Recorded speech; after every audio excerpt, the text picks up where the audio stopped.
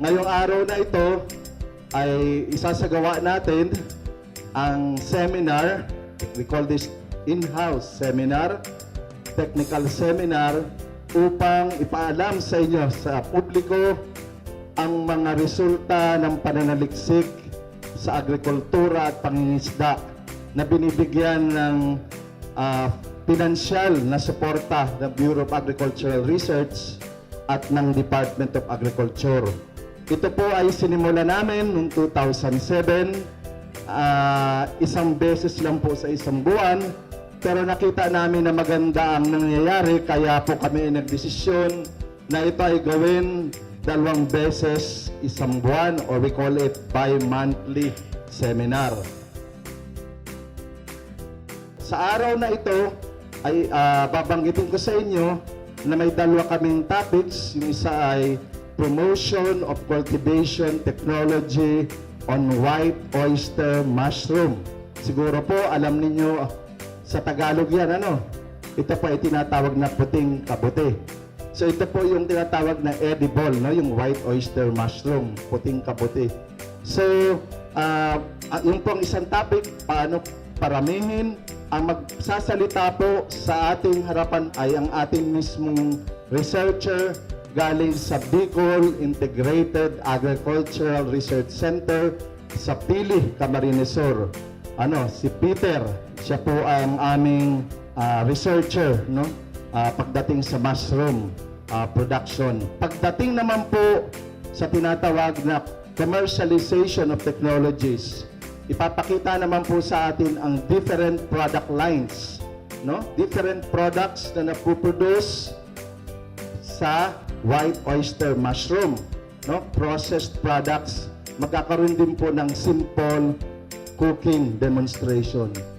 So, hindi lang yung production technology, but even the processing technology. Napaka-importante kasi na dapat ipakikita natin yung buong, no? Yung value chain.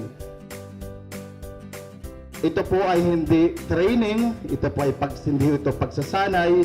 Gusto lang po namin ipaalam sa inyo, sa publiko, kung ano po ang ginagawa namin sa Department of Agriculture, specifically our office, the Bureau of Agricultural Research, as mandated by the government or by the DA to coordinate all R&D activities, particularly on agriculture and fisheries.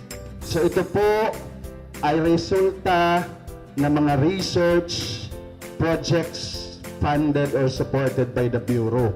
Ito po ay hindi katulad ng ibang seminar na kumukuha lang po sila ng mga resource persons.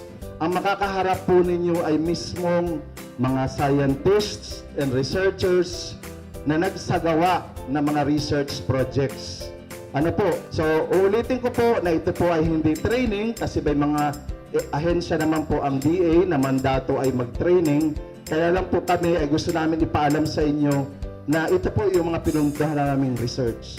Kumbaga, makabuluhang pananaliksik, no?